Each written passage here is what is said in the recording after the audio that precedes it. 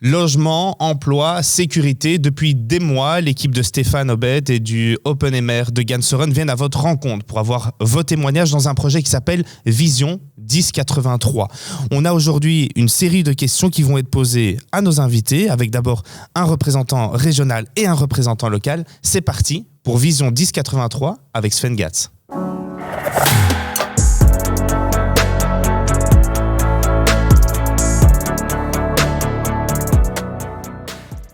Avant d'entrer dans le vif du sujet, laissez-moi d'abord vous présenter nos invités. Monsieur le ministre Sven Gatz, bonjour. Bonjour. Vous êtes ministre pour l'Open VLD au niveau du gouvernement régional bruxellois, avec entre autres la fiscalité, le budget. C'est bien ça? Oui, c'est bien ça. Et puis Massimo Scotti, vous êtes notre représentant local au niveau de Gansoren pour le VLD. Exactement. Bonjour Massimo. Bonjour. On va aujourd'hui aborder toutes des thématiques qui concernent les Gansorenoises et les Gansorenois. C'est hyper intéressant du coup d'avoir un objectif local et une vision aussi au niveau régional. On va essayer de faire. Je suis voisin également. J'habite Jette, donc tout près de Vous connaissez Gansoren. parfaitement le Nord-Ouest. Ouais. On va commencer directement avec une première question en vidéo. Moi, j'avais une question par rapport à la sécurité. Qu'en est-il de la sécurité par rapport... Parce que moi, je suis sur l'avenue Charles-Quint. Il y a pas mal d'accidents avec les trottinettes qui circulent encore sur la trottinette. J'ai vu qu'il y a eu des efforts, donc des nouveaux parkings pour les trottinettes. C'est pas mal. Mais il y a encore, malheureusement, encore trop d'insécurité par rapport à ça. Et une dernière chose, j'entends aussi beaucoup de cambriolage. Donc Gansoren était une commune très calme, mais qui devient de plus en plus insécurisée, je dirais. Monsieur le ministre, la question elle est de Naomi, cette Gansorenoise qui s'inquiète pour deux thématiques. La sécurité, au niveau notamment de cambriolage, mais aussi la mobilité avec les trottinettes. Est-ce qu'il y a aujourd'hui trop de trottinettes à Bruxelles? Est-ce que vous trouvez que les trottinettes sont mal gérées à Bruxelles? Forcément, il y en avait trop. Et c'était un peu le marché vraiment libre. Et donc, quand on comparait le nombre de trottinettes bruxelloises à Paris, il y en avait beaucoup, et beaucoup trop apparemment. Maintenant, avec une nouvelle réglementation régionale, il y aura moins de trottinettes. Elles seront mieux contrôlées. Le système est en train de se mettre en marche et il faudra voir dans 6 mois, dans 3 mois, si ça fonctionne ou pas. Parce que sinon, un jour, peut-être un nouveau gouvernement régional sera amené à se positionner sur des trottinettes en free floating, comme on dit, oui ou non. Comme à Paris, on a dit non. Je pense qu'avec cette réglementation-ci, on va moins irriter les gens parce qu'il y a beaucoup d'irritation au sein des citoyens. Mais il y a naturellement aussi beaucoup de gens qui veulent utiliser ces trottinettes. Donc, essayons d'abord attendre la mise en œuvre de cette nouvelle réglementation pour voir si ça s'améliore. Et après, bon... Mais donc concrètement, il y aura moins d'opérateurs et les trottinettes seront mieux stationnées, c'est ça? Oui, c'est en fait ça. Donc avant, il y aura en fait la moitié ou même moins de trottinettes qu'avant. Et il y aura seulement 2 opérateurs adjugés à la place au lieu de 5 ou 6 pour le moment. Donc ce sera mieux géré et mieux contrôlé. Mais il faut voir si sur le terrain, les règles seront bien appliquées, naturellement. Bien sûr, on peut beaucoup régler maintenant par voie digitale. Donc, le stationnement devra vraiment se faire dans les zones bien délimitées. Sinon, on aura un problème entre l'utilisateur de la trottinette et la société qui les gère. Donc voilà, je pense que ça peut améliorer la situation et ça devrait également, parce que je comprends aussi que les gens, parfois, en ont marre. Massimo, justement, vous qui êtes sur le terrain aussi à Gansoren, vous constatez ces problèmes et les gens qui se plaignent des trottinettes? Alors, oui, certainement. Ce qu'on constate, donc, oui, il y a des drop zones qui sont installées maintenant depuis peu au sein de la commune, qui sont très bien. On voit que ça commence de plus en plus à prendre ses habitudes, mais fatalement, on constate encore toujours qu'il y a des trottinettes qui sont un peu égarées ou délaissées un peu partout. Et donc, ce qui encombre énormément de gens, des riverains, des passants, des piétons ou des personnes d'un certain âge. Et donc, c'est assez embêtant. Donc, c'est pour ça qu'on a mis vraiment le moteur en marche pour les drop zones, de vraiment mettre un focus là-dessus et de nous, en tant qu'instance ou la commune, etc., de justement réprimander aussi les gens qui ne le font pas. Donc on voudrait aller jusqu'à cette étape-là, parce que justement, ce n'est pas correct non plus pour tous les citoyens qui marchent dans les rues de trouver des trottinettes un peu garées n'importe comment, qui sont tombées par terre, et ça peut générer aussi des accidents. Il y avait un deuxième volet dans la question de Naomi qui concernait la sécurité. Je vais légèrement la transformer. Est-ce que la sécurité est pire dans le nord-ouest que dans d'autres communes? Est-ce que ce ressenti d'insécurité, parfois, est avéré ou pas dans des communes du nord-ouest? Vous dites que vous venez de Jette, ici à Gansoren. Est-ce que c'est juste un sentiment ou est-ce que c'est concret? C'est une excellente question parce qu'en fait, quand on voit les chiffres objectivés, il n'y a pas vraiment une croissance, normalement. Mais on ressent quand même chez les citoyens qu'il y a le sens d'insécurité augmente. Je ne sais pas s'il y a vraiment une différence entre le nord-ouest et le reste de la région. Je ne pense pas nécessairement. Mais on voit que le sentiment d'insécurité est plus grand et on ne peut pas le nier. Il y a des cambriolages, il y a des bandes où il y a des individus qu'il faut arrêter d'une façon ou d'une autre. Donc là, je pense que remettre les pendules à l'heure aussi au niveau régional et dans les zones de police, mais quand même avec plus d'appui de la région. Pour le moment, pour moi, c'est insuffisant de renforcer les fonctions régaliennes aussi de la région et de la commune, la zone de police, le cas échéant, pour quand même avoir plus de présence policière sur le terrain. On connaît tout le problème, il n'y a pas assez de gens qui viennent travailler à la police. Il y en a, heureusement, ils sont bien motivés. Mais je pense qu'il faudra plus faire d'efforts après les élections communales, après les élections régionales.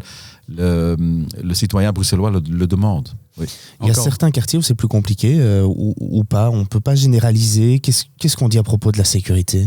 Alors, on ne peut pas forcément généraliser. Et puis, par après, la sécurité dépend aussi de commune à commune. Une commune à une autre a ses exigences, les besoins différents. Donc, vous venez bien de le citer, une rue ou un quartier différent peut avoir d'autres problèmes. Mais ici, à Gansoren, donc je rejoins ce que Sven vient d'expliquer aussi, on ne voit pas forcément une augmentation de délinquance ou autre dans le Nord, entre autres dans Gansoren, par rapport à la législation précédente. Donc, on est plus ou moins dans le même nombre de délits occasionnés, malheureusement. Encore dernièrement, il y a eu un cas bien précis dans des immeubles, etc., où il y a une infraction. Voilà, toutes les actions ont déjà mis en place. C'est pas que depuis la législation précédente, il y a une augmentation. Non, on stabilise un peu les cas. Sauf qu'il faut, en effet, augmenter la présence policière sur nos terrains, que ce soit piéton, vélo ou autre, mais justement pour pouvoir réduire cela, par la présence policière, augmenter peut-être des caméras pour justement donner une forme de sécurité à nos citoyens. Dans les prochaines minutes, on va continuer le débat avec différentes thématiques qui seront abordées déjà ici, la sécurité, la mobilité, mais d'autres aussi qui concernent les Gansorenois. N'oubliez pas que vous pouvez encore maintenant sur le site vision1083.be mettre vos commentaires, vos expériences de vie, vos idées aussi pour Gansoren et ça permet justement d'enrichir les débats et d'enrichir notamment le programme de l'OpenMR ici à Gansoren. Alors, vous le savez, sur ce site Vision 1083 et cette initiative qui a été lancée il y a quelques mois, on a récolté énormément de témoignages, énormément de messages des Gansorenoises et Gansorenois. On en a sélectionné 3. Et ça a été très compliqué d'en sélectionner. Avec la mobilité, un point de vue administratif, et enfin la fiscalité. Monsieur le ministre, oui. Sans vous influencer, mais je vous laisse choisir le sujet ici que vous préférez, que vous voulez qu'on aborde en premier. 3 thèmes très importants, mais je vais quand même commencer avec la fiscalité, oui. Pour un ministre des Finances et du Budget, normalement, ça devrait aller. Oui. C'est une question donc de Kathleen qui nous dit « Il faut réduire la fiscalité au niveau communal en ayant une gestion stricte de bon père de famille des avoirs de la commune. » On ne dirait plus en bon père de famille, on dirait en personne prudente et responsable aujourd'hui. Des avoirs de la commune. Est-ce que c'est vrai? Est-ce qu'on est trop taxé? On est trop taxé parce qu'avant le Covid, il y avait quand même un certain contrat social dans toutes les communes et la région pour dire, voilà, on va augmenter légèrement le précompte immobilier, mais on va diminuer l'IPP, donc l'impôt sur les personnes physiques. Ça a marché pendant 6, peut-être 10 ans. Maintenant, tout risque d'être augmenté et ça ne marche plus. Parce qu'avec le précompte immobilier, on est déjà, à mon avis, au maximum et dans quelques communes, on a dépassé ce seuil. C'est-à-dire, on paye ce qu'on gagne dans un mois pour son précompte immobilier. Symboliquement, si on va au-delà, c'est déjà haut, un salaire d'un mois pour un appartement ou pour une maison. Et donc maintenant, on y va. Certaines communes vont trop loin. La région indexe mais n'augmente pas. Et ils font certainement voir si on peut trouver des moyens de diminuer. Et puis, beaucoup de communes ont également augmenté l'IPP, donc l'impôt sur les personnes physiques, où la région reste pour le moment avec la taxation la plus basse vis-à-vis de la Flandre et la Wallonie. Mais donc, tout ce poteau-poteau pour les citoyens, régions, communes, ça les intéresse moins, ou ça les intéresse pas. Et ils veulent savoir pourquoi est-ce que je paye tant de taxes. Et là, je pense que pour le moment... C'est bien, vous faites les questions... Voilà, il y a deux courants dans les communes. Je vois quand même qu'en général, les communes où il y a des libéraux présents, le réflexe de dire on a des difficultés financières, il y a des difficultés financières pour les autorités publiques. On va augmenter les impôts. Il y a quand même les libéraux, que ce soit MR ou OpenVLD, qui disent non, ça ne va pas. J'ai encore récemment eu l'affaire Aget où il y avait quand même tendance de dire on a un problème, donc on augmente. J'ai dit non, ça ne va pas. D'autres communes où on n'est pas, où on est dans l'opposition, on voit quand même que les responsables politiques vont vite chercher leur déficit, la solution pour leur déficit sur le dos des citoyens. Et donc là, mon prédécesseur Guy Van Engel a essayé de faire un deal fiscal entre régions et communes il y a 10 ans. Il a été sécué par Covid et l'inflation après la guerre en Ukraine. Et maintenant, il faut retrouver un nouvel équilibre au niveau régional parce que ça va trop loin. On a dépassé vraiment certains seuils. Et là, je rejoins tout à fait les citoyens qui disent c'est trop. Oui, je me mets à la place des Gansorenoises et des Gansorenois qui se disent on paye des taxes, on voit au niveau régional, ils nous disent il y a des choses qui vont pas, la mobilité, la propreté, la sécurité, etc. Vous qui êtes au gouvernement bruxellois, il se passe quoi? Parce qu'on met la gratuité pour certaines mesures aussi. Est-ce qu'aujourd'hui, la région coûte trop cher et on entend de plus en plus de partis qui nous disent il faut que ceci soit gratuit, il faut qu'on donne plus d'argent à telle ou telle personne. Et en fait, ce que se demandent les gens aussi, c'est où va tout cet argent qui est déjà envoyé? Mais c'est une question très pertinente. Nous avons dû dépenser pendant la crise de Covid pour soutenir les citoyens et les entreprises.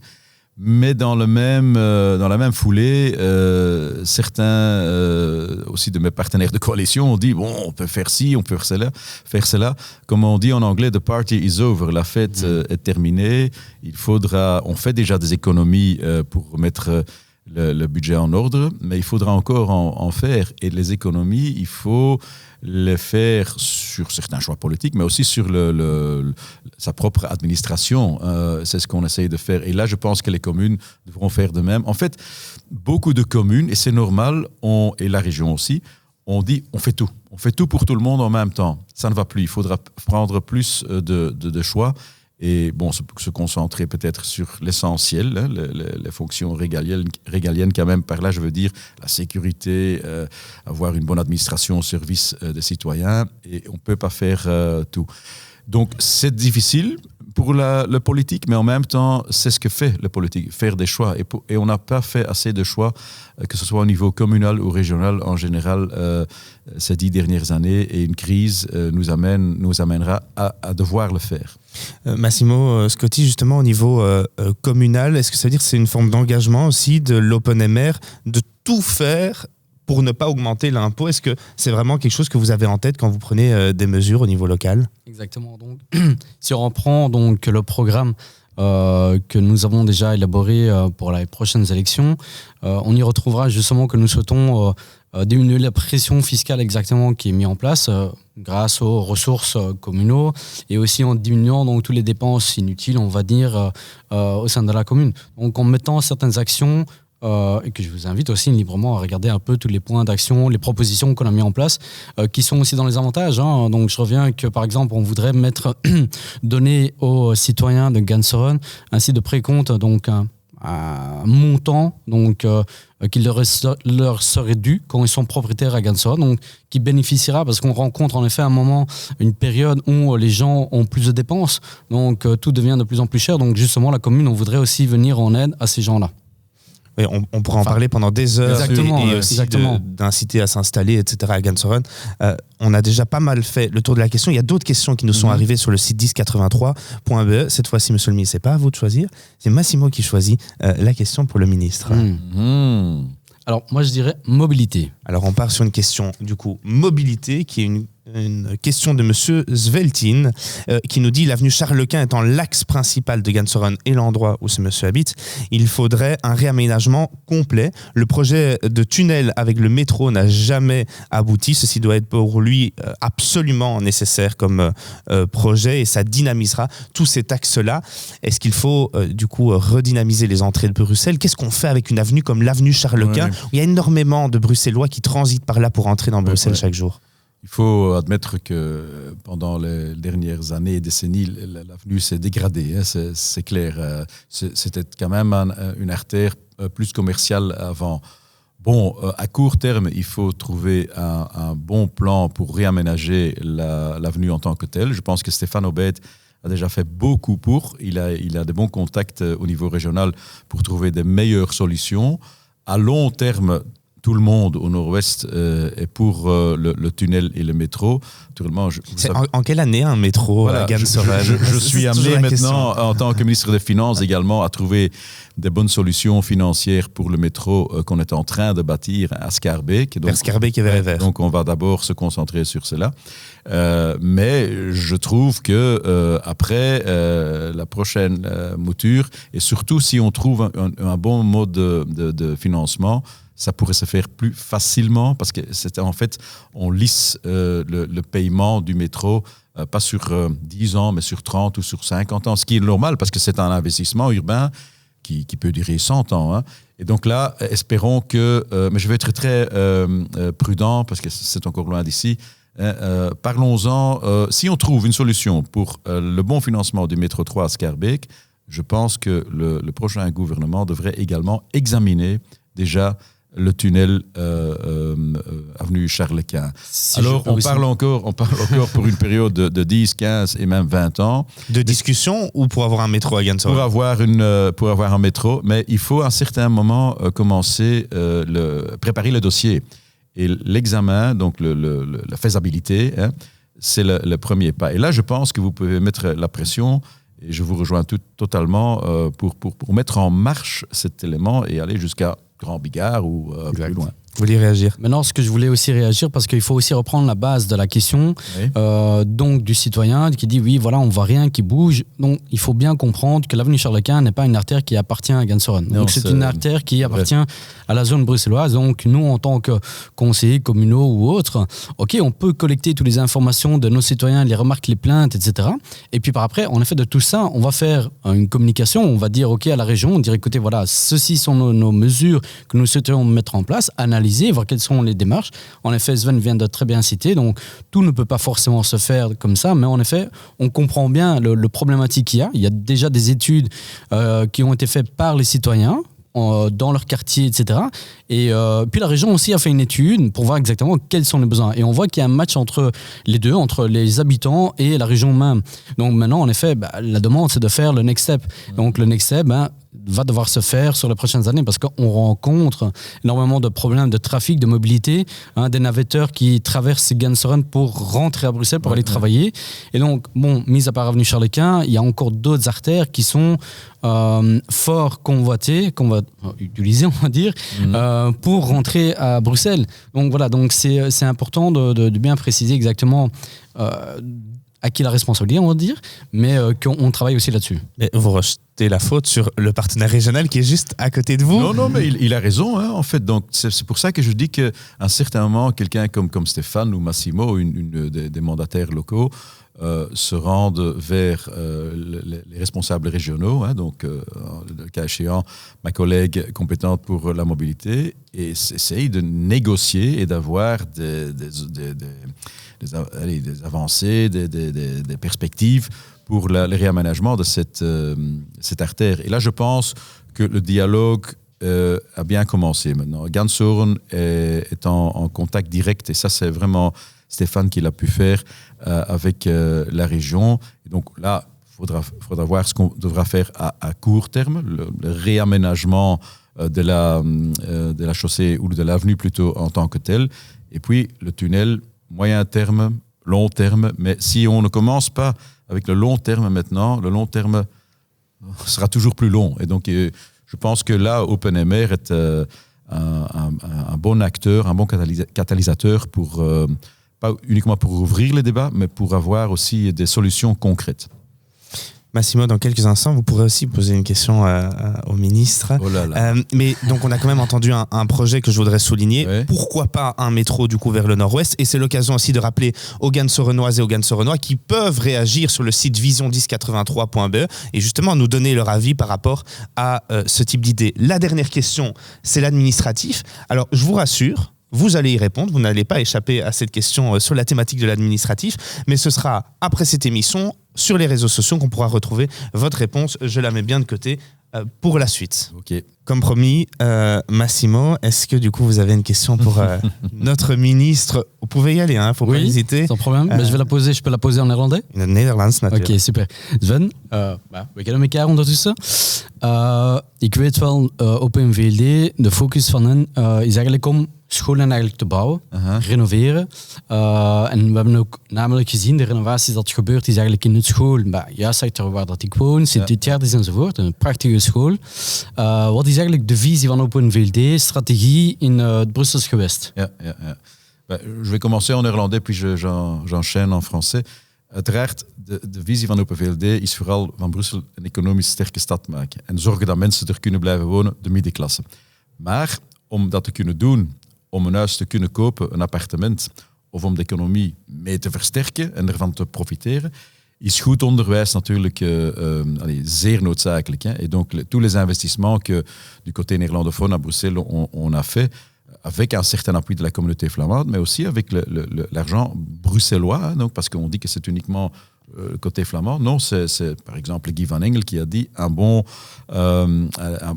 bonne partie de nos investissements, on va le mettre dans l'enseignement. C'est parce que nous croyons vraiment que, oui, si c'est vrai qu'une certaine partie de la population fuit Bruxelles en tant que classe moyenne et va juste s'installer à côté de Bruxelles, on est forcé à former une nouvelle classe moyenne. Tout le temps. Et c'est ce qu'on fait. On ne résout pas tous les problèmes, je le sais. Hein, il y a beaucoup de migration à Bruxelles. Mais beaucoup de ces gens, hein, voyons les Tielemans, les compagnies, les Lukaku, je suis fan du RWDM, mais bon, ce sont des Anderlechtois. mais ce sont vraiment de bons exemples. Tous ces gars ont étudié en néerlandais. Bon, c'est bien pour le multilinguisme, mais c'est aussi bien pour leur propre vie. Ils ont un meilleur job. Ils avancent dans la vie, eux, leur famille. Et c'est ça, en fait, aussi un élément éminemment libéral de créer une nouvelle classe moyenne à Bruxelles. Tout à fait. Donc, c'est pour ça qu'on a investi, pas uniquement pour avoir de plus belles écoles. C'est important aussi, mais la dynamique, l'énergie derrière est très importante. Une nouvelle classe moyenne qui est au minimum bilingue. Est-ce qu'on n'en fait pas assez pour le néerlandais? On sait que Gansoren est une des communes où il y a le plus de personnes néerlandophones sur Bruxelles. On n'en fait pas assez pour le néerlandais? En général, on peut encore avancer. Ce n'est plus une question de français et ou néerlandais, c'est plutôt le multilinguisme en général. Donc c'est aussi le néerlandais, bien sûr, mais l'anglais et d'autres langues. Et là, je pense que la nouvelle génération de Bruxellois a mieux compris que la mienne ou d'autres pour dire, quand on est Bruxellois, on est max bilingue, multilingue. Et on change de langue, parfois dans une même conversation, comme on vient de faire. Hein. Et c'est plus relax. C'est plus une bataille entre langues. C'est plutôt de dire, OK, on est bruxellois, on est multilingue. Et c'est ce qui nous amène à d'autres lieux, d'un point de vue économique et social. C'est ça vraiment qui compte. C'est ça aussi qui rend un peu notre capitale aussi son charme. Donc on gère aussi, on parle dans plusieurs langues. Et puis aussi savoir parler d'autres langues, traverser la frontière, on va dire, vers la Flandre, vers la Wallonie, il n'y a aucune barrière. Donc c'est ça que, en effet, les efforts que nous mettons en place pour créer, en effet, des nouvelles générations de jeunes, enfin, créer, c'est un mot, mais de dire, OK, ces gens-là, ils n'ont pas de difficulté pour trouver un travail plus tard. Donc, vraiment leur dire, écoutez, ils parlent plusieurs langues, être bilingue ou multilingue, c'est un enrichissement. Donc, c'est le futur qu'on souhaite vraiment pour les jeunes de Bruxelles. Sven Gatz, vous aurez le mot de la fin dans quelques instants et notre conclusion. Mais Massimo, quelle est votre conclusion pour Gansoren? Qu'est-ce que vous en tirez aussi de cet échange avec parfois un niveau supra, qui est ici le niveau régional, par rapport aux réalités locales? Quel lien vous avez envie de faire par rapport à tout ça? Tout d'abord, je trouvais que cet échange était enrichissant par rapport à avoir la vision aussi au niveau régional, etc., de nouveau avoir ces inputs-là. Et puis par après aussi, de comprendre un peu d'expliquer un peu de nouveau les problématiques, en effet, de ces citoyens ici que nous avons sur Segansoren, qui probablement font aussi un reflet certainement des problèmes qu'on peut rencontrer à Jette ou ailleurs. Donc, pour ma part, je trouvais ça bien. Maintenant, en effet, stratégiquement, il faudra voir exactement ce qu'on va mettre en place pour les prochains mois, des élections régionales, etc. Monsieur le ministre, un mot peut-être aux Gansorenoises et aux Gansorenois qui nous regardent. Moi, je rencontrais ici aujourd'hui une équipe OpenMR très dynamique, avec Stéphane, avec toutes ses forces qui mène cette liste, avec Massimo et d'autres bons candidats. Je pense que je vois aussi une nouvelle énergie, aussi de jeunes candidats sur cette liste qui peuvent donner un bon avenir à la commune et parce que Gansoren est un peu moins connu que d'autres communes à Bruxelles, OpenMR peut changer cela. On peut peut-être entendre dans quelques années un peu des bons éléments du modèle gansorenois. Donc, beaucoup de succès pour vous et on sera à vos côtés à Jette également et à la région.